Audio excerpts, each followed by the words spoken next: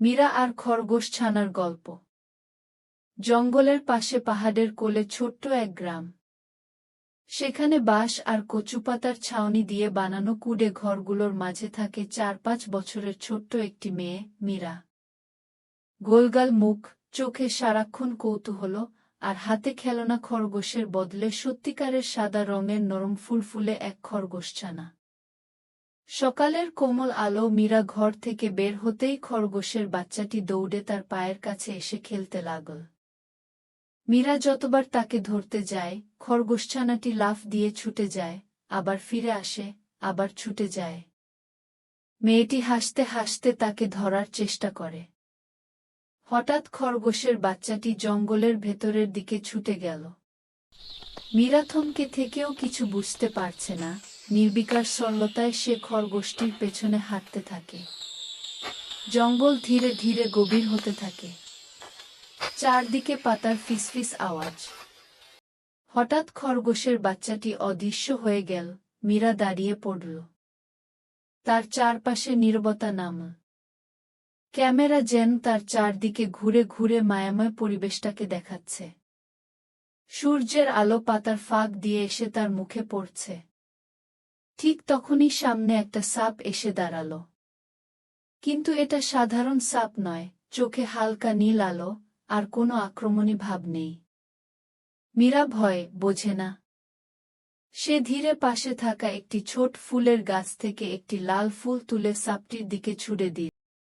মীরা সাপটি চলে যাওয়ার পর চারদিকে তাকায়। জঙ্গলের মাটিতে ছোট ছোট পায়ের দাগ দেখা যায়, তার খরগোশছানার। দাগগুলো আলোছায়ার খেলা ভেদ করে আরো গভীরে চলে গেছে। বাতাসে অদ্ভুত একটা ঘণ্টার মতো শব্দ, কিন্তু কোথা থেকে আসছে বোঝা যাচ্ছে না। ক্যামেরা মীরার মুখে জুম করে, তার চোখে বিস্ময়। এরপর ধীর গতিতে তার খরগোশের পায়ের দাগ অনুসরণ করার দৃশ্য। মীরা হাঁটতে হাঁটতে হঠাৎ ঘন জঙ্গল পেরিয়ে একটি ঝরনার সামনে এসে দাঁড়ায়। সূর্যের আলোতে ঝরনাটির পানি রামধনুর রঙে ঝিলমিল করছে। ঝরনার পাশে মসযুক্ত পাথর, লতাপাতা আর হালকা কুয়াশা। ঠিক তখনই ঝরনার পেছন থেকে নরম আলো বের হতে থাকে। মীরা ভাবছে, ওই আলোটা কি খরগোশছানার? নাকি অন্য কিছু?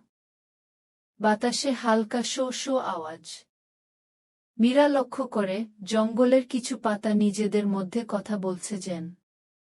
পাতাগুলো হালকা নীল আলোতে উজ্জ্বল, যেন কেউ ফিসফিস করে তাকে ডাকছে। ক্যামেরা ধীরে পাতাগুলোর দিকে ঘুরে তাদের আলো দেখায়, তারপর আবার মীরার দিকে ফিরে আসে।